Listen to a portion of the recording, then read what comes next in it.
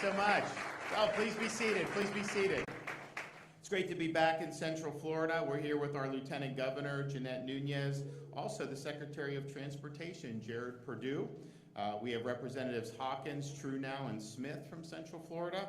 And we have Corporal Mariah Biddle from the Brevard County Sheriff's Office, who's going to say a few things about what we're doing here today in our announcement. I think as many people know, if you look at what we've done in terms of Florida's economy, we have one of the lowest unemployment rates we've ever had in the history of the state. We actually have lower unemployment than we did prior to COVID. We have more people employed in this state than we did prior to COVID, and that's not true for many of our competitor states. If you look at just things like leisure and hospitality, they added almost 20,000 new jobs in the month of July alone in the state of Florida. We had over 70,000 jobs created in the private sector in Florida in the month of July alone. And again, that's one of the top probably 10 months we've had in the last 30 years in terms of private sector job growth. If you look at our fiscal situation, we have the largest budget surplus by far that we've ever had in the history of the state of Florida, $22 billion.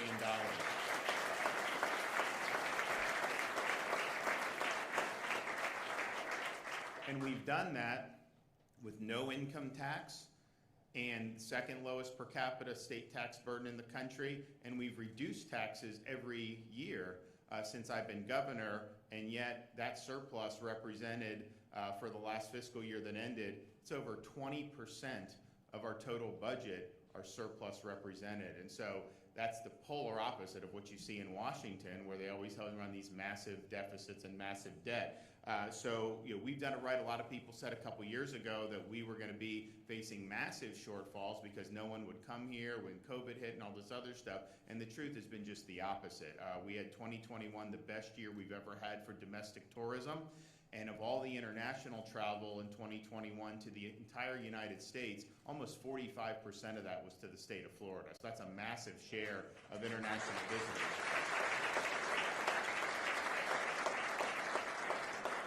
And it's because people could travel to Florida and be normal. And they didn't want to have to go and get shaken down for medical papers or be forced to take tests and do all these crazy things that were being imposed in other states around the United States that was more akin to like a biomedical security state. They knew if they came to Florida, they'd be able to enjoy themselves. And so that's benefited us. It's caused us to have a lot of people employed, and a lot of people have done very, very well. But we have this situation called the federal government and federal policy.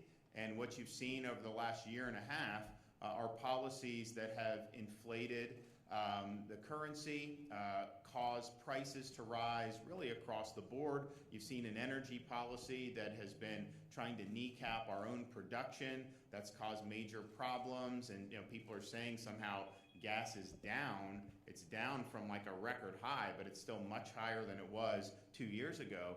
And so this has huge impacts on individual family budgets, people on fixed incomes, businesses, because if you look at all the things that people need to build a house or to do whatever industry you're in, almost everything has gone up dramatically. So that is really the biggest problems. And now interest rates are going up and have gone up because you have such persistently high inflation. That is the inflation and the energy, those are the number one problems facing our nation's economy.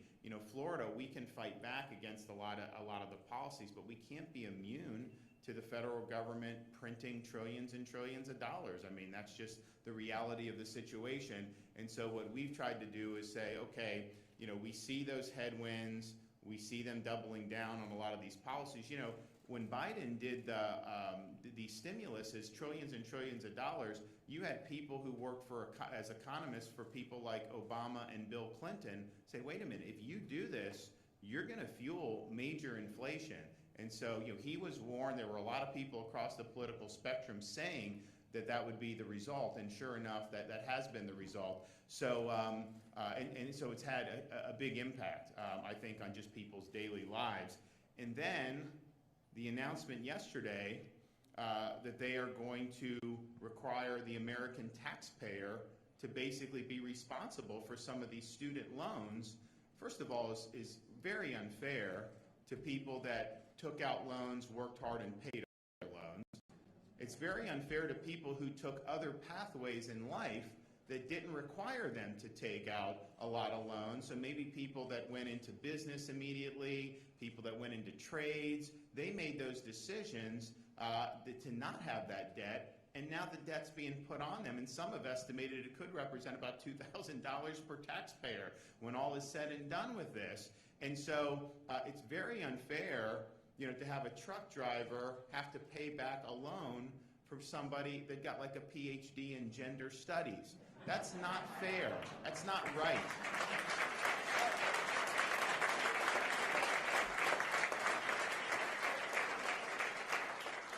And so, and then you also just have the fact, like, if you're going to talk about debt, then you should look at, okay, who has benefited the most from all this exorbitant debt that's been taken out over the last generation? It's the universities. They have bloated administrative budgets. They have all this, although in Florida, since I've been governor, no tuition increases at our state universities. We haven't allowed that. Because all it does is they plow it in, and they will expand like the DEI office or something else like that, and it has no real impact on the quality of the education when they're raising the tuition. It just creates more administrative bloat, and that's been going on, and the colleges and universities have gotten a free ride at this. So, my view is if you're going to do some type of student loan, relief, it's not really relief because people are still paying for it, but the people that should pay for it are not the American taxpayers. It should be the universities should be responsible for that. If they're producing people that went deep into debt and their degree is not worth anything and they're not able to make enough money to pay it back, well, then that's on them. And they've had an incentive to get more and more loans taken out and then put it in their pocket. So we should look at these universities. But what Biden is doing, it's going to cause more inflation, which is what you just had one of Obama's economists come out and say, this is the worst time to do this. It's going to fuel inflation. This is not good policy. Obviously, the fairness and all that is very important, but it's not a good fiscal or monetary policy. And so you see that. But then you also have the fact that they're doing that with zero reform to the universities and the loans and everything that's happened that's clearly way, way out of whack. And then, I think this is still important. Some people may not care as much. He does not have the constitutional authority to do this.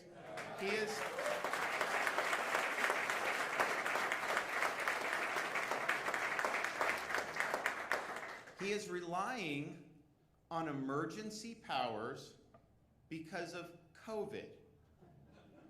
So wait a minute. You got a PhD in gender studies 5 years ago, and that has something to do with COVID? It is an abuse of power. It's not constitutional. I don't think this is going to be sustained going forward. But it just shows you when you hear these politicians talking about these emergency powers, basically they want that to be able to override the traditional rule of law. So I think it's going to get rejected, but clearly it is in fact, unconstitutional to be doing that. All this being said is just, this is a bad policy, it's unfair, and it's going to exacerbate many of the very problems, that people are suffering under. So we've been seeing this going on now for months and months. We've made efforts to be able to provide relief to Floridians, as best we can from the state government's perspective. So we signed into law the largest tax relief package in the history of the state of Florida. Is $1.2 billion that went into effect July 1st.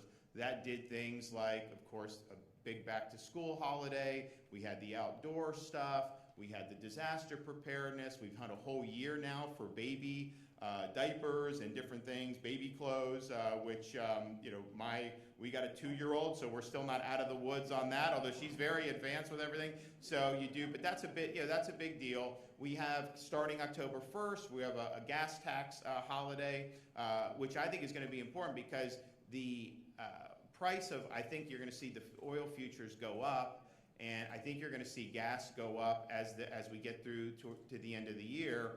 And if you look at this Inflation Reduction Act that they did, which I don't know how you're reducing inflation by hiring 87,000 IRS agents, but nevertheless, that's what they're doing. And those IRS agents, they're going after basically people the government disfavors. You know, these limousine liberals have accountants and lawyers. They're not going to be really suffering. It's going to be the sole proprietor, the mom and pop, the handyman, the Uber driver. Those are the people that are going to get hit. And the problem is the audit itself is debilitating for these people. They don't have the wherewithal to even defend themselves. And so it's basically, from the IRS's perspective, they view it as low-hanging fruit. And they think that they can squeeze a lot of folks by doing that. So that's, I think, unfortunately, what you're going to be able to see on that. And I think it was very irresponsible that they would be doing something like adding 87,000. You know, they're not adding 87,000 people at the southern border. I can tell you that, because the fentanyl is coming in and all the other problems are still coming in. But within that Inflation Reduction Act, quote unquote, they actually have taxes on energy. You have oil and gas taxes. And so how, by taxing that, is that going to make the price at the pump go down? I don't know any economic philosophy that would say that would cause the price to be reduced. No, that price is ultimately going to be passed on consumers, you know, once it gets refined and then sent to the gas stations. And so you're going to see that happen, and that's not going to be good either. So having that gas tax holiday where we wipe out the state tax is important, and that'll take place October 1st. And we've also done a lot of stuff to invest in things like workforce education, just because you need truck drivers, you need all these key people to keep the supply chain going. We saw all these disruptions. We have more stuff coming into our ports now as a result of that, because we said we're open. We had a company move from California to Jacksport in Jacksonville because they knew that they had confidence in what Florida was doing. So all of that, you know, those matter. And we're doing what we can. But we also want to find innovative ways to continue to provide relief for Floridians. So one of the things we're working on, and we're not going to announce it today, but we will announce it going forward, you know, we're going to have the biggest tax relief package in the history of this state by far. So that's going to be something we're going to do.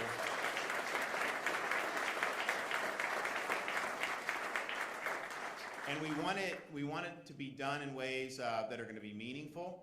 And so you're going to see probably a big legislative package, but you're also going to see, I think, you know, we want to do property tax relief. We may have to put some stuff on the ballot, but we have an opportunity now, because our fiscal situation is so strong, to provide relief for Floridians when we're facing these difficult headwinds with the inflationary policies coming out of Washington. So part of what we're going to be doing is we're going to be working with the legislature to advance a big package for toll relief for motorists and for commuters. Because I think if you look at around the state, you've got people that have to commute, and this adds up every single day to be doing those charges. And there's a variety of different, I mean, you have the Central Florida Expressway, you've got the whole situation in Miami where it's pinged back and forth between these different aid. But so, you know, it's not all controlled by the state. Obviously, we have the Turnpike Authority, but legislatively, we can work with the legislature to probably provide relief across the board for all of that. So that's going to be on the agenda. That's very important. But as we were developing this, we noticed that with respect to the Florida Turnpike, I, as governor, had an ability to provide some immediate relief to ratepayers and to motorists based on the amount of surplus that's been generated in these programs. And so what we said was, yeah, we want to have a bold proposal for the next legislative session, but let's put some points on the board right now, if we can do that, in the run-up to what I hope will be a real historic package of savings for taxpayers. So today, what we are announcing is the SunPass Savings Program that we will implement starting September 1st to provide discounts to Floridians using Florida Department of Transportation and Turnpike facilities for their daily commute, including many right here in Central Florida. So this will start, as I said, September 1st. It will run 6 months to be able to get us into next year when the legislature is back. This will be available to SunPass and other Florida transponder users. We think the potential benefit is about 400,000 SunPass customers who are using FDOT and Turnpike-operated toll roads to get to work every day. This will end up returning nearly $40 million to SunPass customers over this 6-month period. And if you look at people who have to use these every day, it adds up very quickly. So how it's going to work is, and we're really focusing on the people that are commuters. Because you have tourists come, they'll pay a toll or something like that. Okay, we'll take that. I mean, it's like, I'm sorry. I'd rather them pay than us pay, so we'll do that. But the people that are on our roads a lot, obviously these are our people, and we want to be able to provide relief. So customers with 40 tolls or more a month get a 20% credit to their SunPass account every month, and customers with 80 or more tolls get a 25% credit on their bill every month. And so, this is small but important savings, and when you look at everything else we're doing, this adds up to give people some breathing room, because the inflation is costing people thousands of dollars a year. So if we can do some relief here and there, then we're providing, I think, some support for folks, and so we're happy about that. And the only thing that you need to do, there's no requirement for any paperwork or anything. As long as your account is in good standing, you will get the savings passed on to you, and you will see that credit reflected into your account. So for the September, you'll see it in October, and you will see the 20% or 25% or whatever you qualify for. So we are happy to be able to do that. And of course, these tolls do go to maintaining the facilities, but between the surplus we have right in these, in the Turnpike Authority, and then for next year, as we're looking at broader tax relief, we do have a very robust budget surplus, and we want to be able to return a big portion of that back to taxpayers, and so that's what we're going to be able to do. A map of the roads included in the program can be found at www.sunpass.com, but I have a list here. So Central Florida Expressway, we don't have authority to do this unilaterally with them. We also don't have authority to do some of the Miami-Dade Expressway authority as well. We want to include those with the legislature, and we can do it with the legislature. Now, Central Florida Expressway, Miami-Dade, they can do similar things to what I'm doing here, if they want to do that. So we would encourage them to look to see what you can do right now to help commuters, because obviously these facilities are important, but there's other facilities that commuters have to take that we would obviously include in a legislative proposal, but we just don't have the authority to do it unilaterally for the governor. So if people are asking why, that's the reason why. If I could do it, I would have included it. So the places that we have throughout the state of Florida, obviously Turnpike Mainland, Sawgrass Expressway, Alligator Alley, Polk Parkway, Sunshine Skyway Bridge, I-4 Connector, Veterans Expressway, Suncoast Parkway, Beachline East, Beachline West, Western Beltway, Southern Connector Extension, Seminole Expressway, Wekiva Parkway, First Coast Expressway, Garcon Point Bridge, Pinellas Bayway, 95 Express, 75 Express, Palmetto Express, 595 Express, I-4 Express, 295 Express East, and 295 Express West. And so this map will be at, there it is right there, you see it. So that will be there, and we look forward to this going, and I want to thank FDOT. We had, once we were done with all last year or this year's legislative items and the budget, we started meeting and basically are saying, I'm like, look, we need relief for folks. What can we do? What are our options?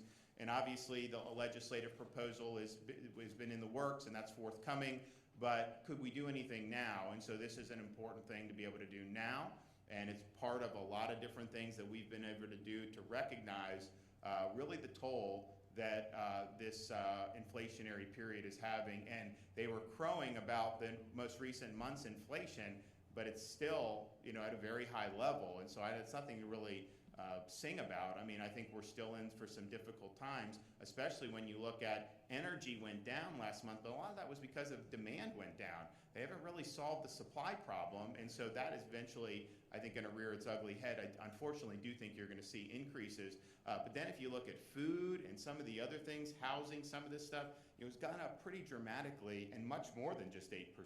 And so that's really, really difficult. And so we want to be sensitive and do what we can at the state level. Obviously, doing some of the stuff they're doing in Washington is making it very difficult. And when you're doing this student loan thing, knowing it's going to exacerbate the inflation, I mean, how many people are going to be impacted by the inflation?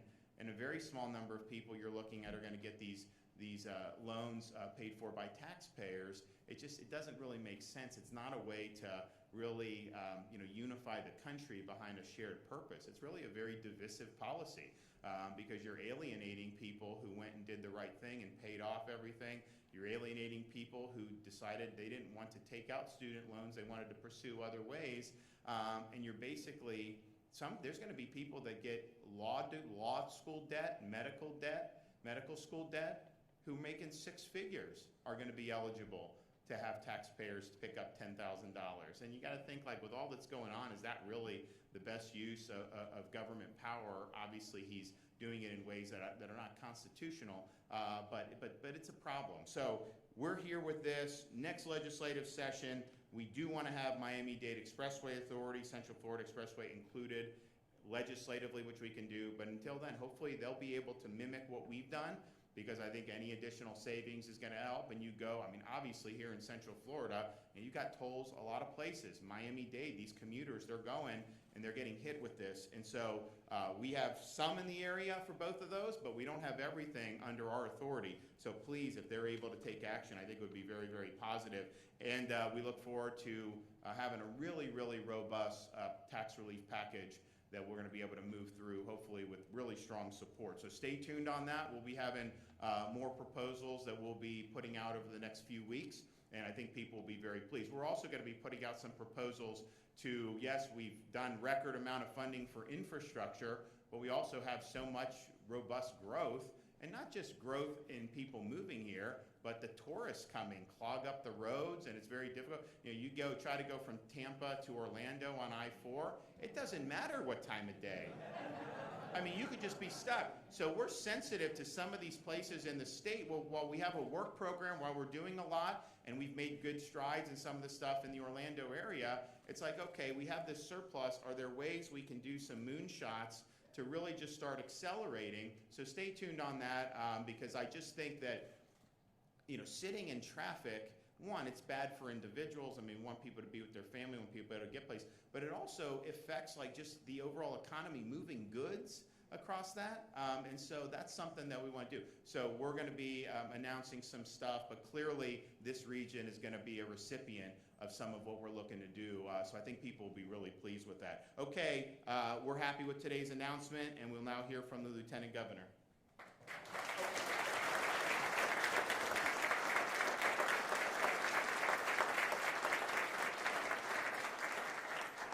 Good morning. It's a pleasure to be here with Governor Ron DeSantis and our Secretary, Department of Transportation, Secretary Perdue, along with our legislative colleagues and so many FDOT Turnpike employees that understand the importance of today's announcement.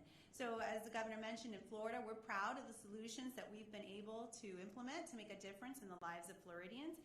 Everything through our record tax package, in which we were able to remove the tax burden on so many items that many of you buy on a regular basis, along with our Freedom First policies, making sure that we are sensitive to the plight that people are being subjected to because of the spending, the Biden inflation, and all the taxing and spending that they're doing at the federal level, of which, of course, we're not immune to.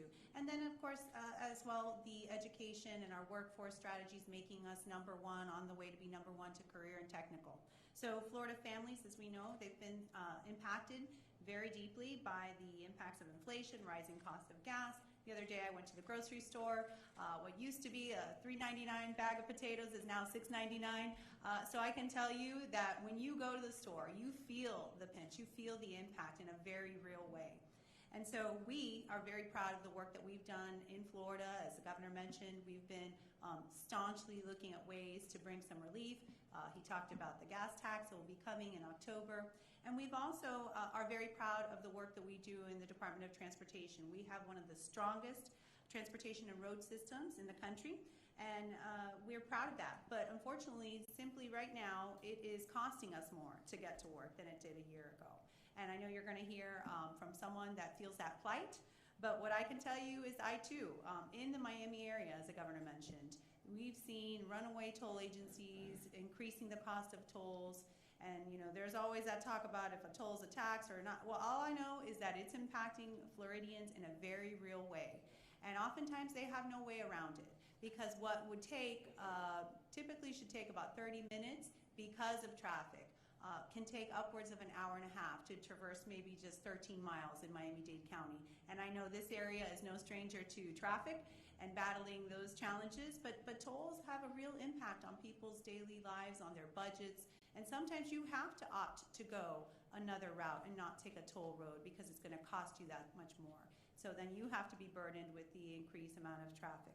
So I believe that this savings program will have a real positive impact on families, not just here, but throughout the state, and we're excited to see that implemented, and we look forward to being able to have a little bit of relief from the spending and the rising cost of bite inflation that impacts us all on a daily basis. So for those of you that are commuters, I think this is welcome news. And as the governor mentioned, we continue to look for innovative ways to bring a little bit of relief to Floridians, because that is what we fight for every day. We fight for Floridians, and we want to make sure that anything that we can do to minimize the pain and suffering that we're feeling at the results of the federal government, we're going to be fighting for you each and every day. So thank you all so much.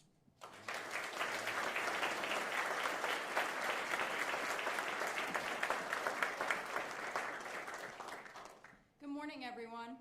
My name is Mariah Biddle.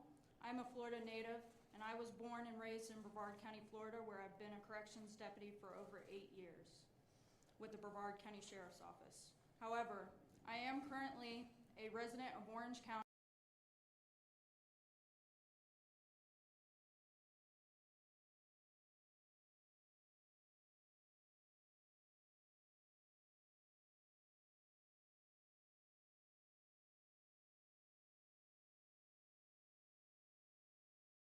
And business owners that are already feeling the strain from inflation and on everyday items and high gas prices. More importantly, having the ability to affordably use these toll roads gives us something else you can't put a price on: time. Time that we can spend creating more business opportunities, and time that we can spend creating memories with our families. Once again, our governor proves why he's the best in the nation. Thank you, Governor, and your team for everything you do for the citizens of Florida.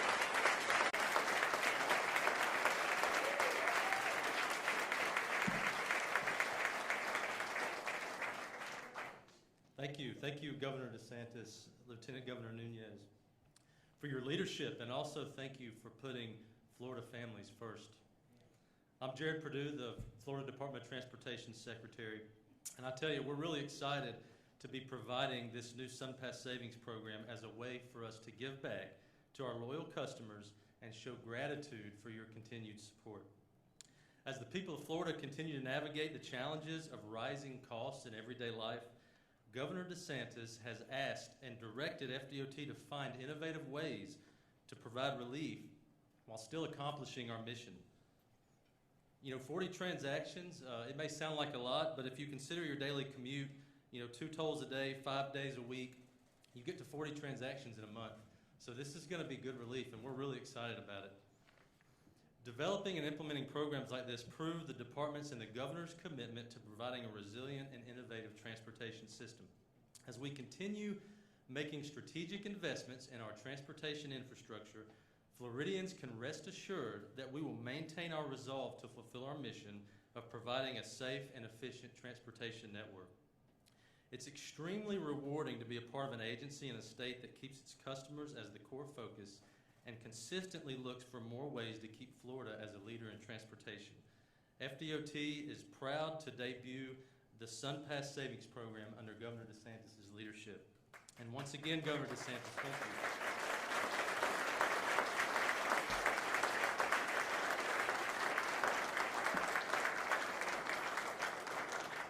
So this is just one small step. We've got a lot more coming down the pike, and we're looking forward to be able to do that. We've also been able to, if you look at what we did in last year's budget, kind of recognize what was going on with the inflationary spiral that we find ourselves in. We were able to do, for the second year in a row, $1,000 bonuses for all sworn law enforcement, firefighters, and first responders throughout the state of Florida.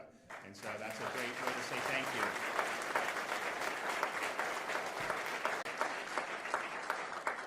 We also did a historic pay increase for our state law enforcement agencies like FDLE and Highway Patrol. So the typical member got between a 10 and 15% pay hike, which is something that is gonna make those agencies, I think, more attractive, and we'll do more in the future. And then we also did pay increase for all the state agencies, FDOT and the other state employees. And so we recognize that this is something that's crunching.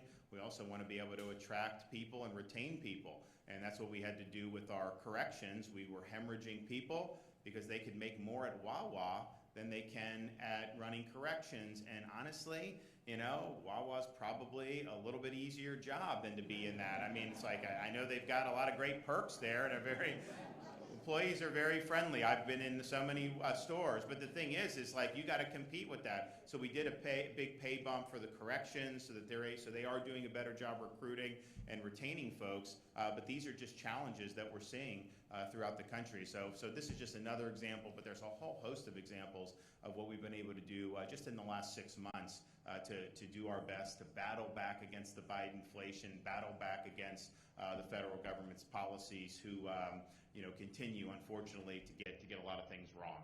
Okay, with that, we got any questions in the back? Yes, right here. Yes. This is Thomas with Florida National News. Obviously, you made the mention that President Biden's decision with the student loan discounts, the student loan forgiveness is not constitutional. Kind of break it down for our audience as to why that is not a constitutional thing. Right, because I mean, these are basically contractual obligations that people entered into, and could the Congress pass a law to divert that to the taxpayer? They probably would have the constitutional duty to do it. I'm not saying that's a good idea. But for having an executive act through fiat with no legislative sanction and to just say you're dumping this debt on the taxpayers, that is not something that is consistent with the rule of law. And in fact, I think it's an unprecedented use of executive authority. And it's important for people to find out because, people will say, oh, DeSantis is doing all this stuff. Because when you do things they don't like, they squeal about it. But if you look at what we've done with the legislature, we're getting bills passed through the legislature, and I'm signing them into law. That's how a constitutional system works. If you look at what we did...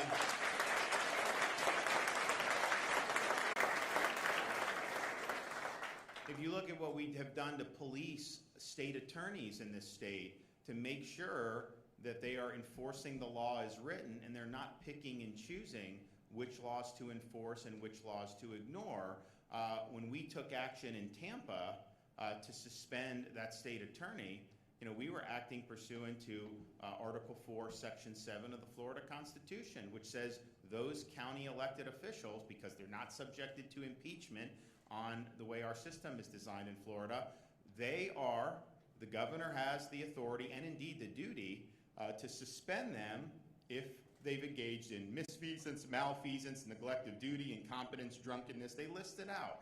And so we've exercised that authority when called upon, like removing the sheriff of Broward County when he bungled the response to the Parkland. We did it with the supervisor of elections in Palm Beach County after she bungled the 2018 recount. We did it for the superintendent of schools up in Okaloosa. We've done it recently in other cases. And so that's just acting pursuant to our constitutional process. But for me to just go out and say, I'm forgiving this loan or you don't have to do that, that's just not the way the rule of law operates. That's not the way a constitutional system operates. What will happen is it will get challenged in court, likely will get upheld. There may be an argument that they know that this is a weak ground. They've got a lot, they have a lot of people that are supporters that have these advanced degrees and they're asking for the relief. And so it's maybe a way to placate that segment of their base, knowing, though, that it's going to get stopped in court and then maybe the inflationary hit won't end up materializing if it doesn't go into effect. I don't know, but I mean, I've heard people say that. But clearly, I don't think anyone would look at this and say that the legal grounds are strong. Yes? Governor Ezzy Castro in News 6. Yesterday, Charlie Crist called you anti-freedom, and also he said that you're a dictator. How do you respond to that as far as we are weeks away from campaigning from the Well, I general think the election? interesting thing over the last couple years is you had people that kept wanting to lock people down, I was one of the few in this country that lifted people up.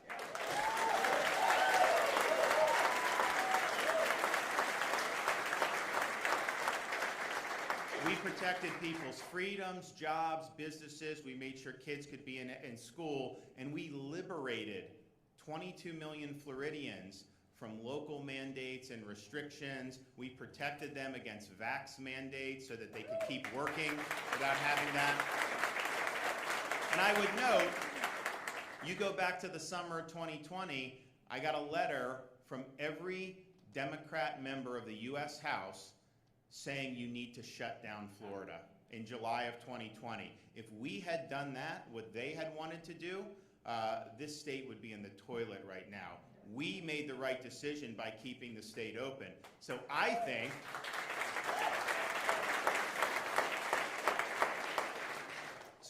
think the people that are dictatorial are the ones that want to lock you down.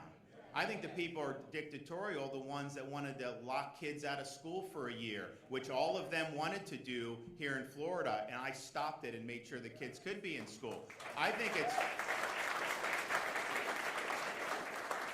it's dictatorial to say that someone should lose their job based on their choice about whether to get a COVID shot or not. So that's just the reality, and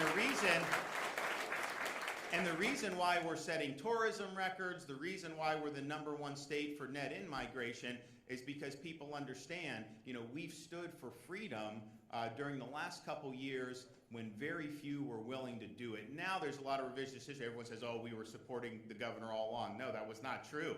I was out there on my own doing what I thought was right, and I was willing to take whatever political consequences came my way. But that's just the reality. Florida is viewed as the #1. They actually just did a poll. Where would you want to move? #1 in the country was Florida. People look at it. And I'm not asking anyone to move because we've got a lot of people, we've got a lot of infrastructure, we've got a lot to do. So I'm not out there begging folks, but I think the proof is in the pudding. People vote with their feet. People were not begging to get into San Francisco over the last 2 years. They were not begging to get into New York. They were not begging to get into Chicago or Minneapolis. People were doing whatever they could to get to the state of Florida. But what is your message to them? What is your message?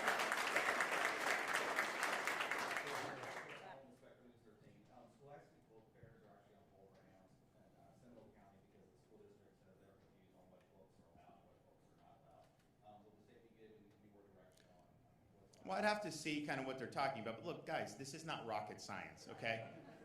You do not have pornographic materials in elementary school or middle school or any...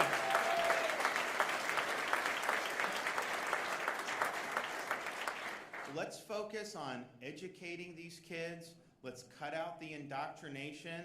Let's not worry about all the stuff that's inappropriate. Let's teach them to read, to write, to add, subtract, teach them about the country's history, teach them about all literature, all the things that are important. And that's what schools really, when I was growing up, I don't remember any of this stuff coming into school. I just had normal classes. So that's what we want. But clearly, parents have the right to know what is being put in their kids' classroom and in the libraries, and to have adult-themed books. And I've seen some of this stuff.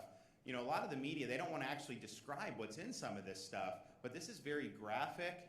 Some of it involves pedophilia, unfortunately, in some of the books that have been identified throughout the country. And so that's just inappropriate. So I think that you know what's age appropriate. Our Department of Education, we actually put out a reading list. You'll hear in the media saying Florida is banning books. Like, we haven't banned a single book. I don't know where they're getting that. Just because something may not be appropriate for a middle school library doesn't mean that an adult can't access it. But what we have is we have all these books recommended, like To Kill a Mockingbird. They actually banned that in Burbank, California, because they said that it was politically incorrect. And so that's recommended, all these other things. It's interesting, the summer reading list, someone showed California's, and it's all recommended reading. It's all from 2016 to the present, and it's almost all political in nature and ideological in nature. Florida, our list is like classics, in literature, classic history, you know, speeches, letters from a Birmingham prison that Dr. King wrote. You have things like Kennedy is inaugural, all this other stuff. So like Florida, you look at it, you're like, that's education. You look at this other stuff with California, you're like, they're pushing an agenda. That's all they're doing with this. All right, guys, thanks so much. God bless.